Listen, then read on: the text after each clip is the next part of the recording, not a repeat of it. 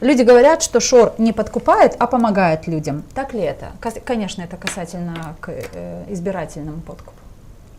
Ну, как помогает? Я понимаю, когда помогает, есть конкретная программа. Сегодня это подкуп, я считаю, сугубо мое личное мнение, это подкуп, потому что сегодня есть, завтра нету. Все, вот выборы закончились, там все, денег нету, ждите следующие.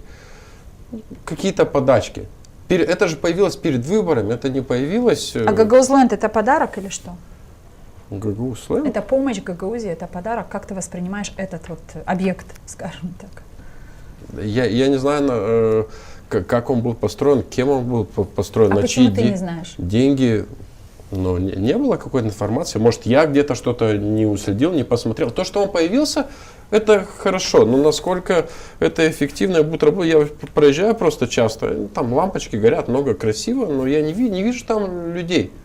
Вот и даже как сейчас... Но зима, не карусельное время. Нет, вроде там до закрытия, когда вот сейчас он закрылся, но я проезжал в будние дни, там никого нету, в выходные там тоже не так много. Когда было тепло и возили автобусами, чтобы показать, перед выборами, чтобы показать, у нас есть Гагаузленд, там были люди. Но дальше, кому хорошо сделали, это жителям Кангаза. Люди могут пойти и погулять просто в парке.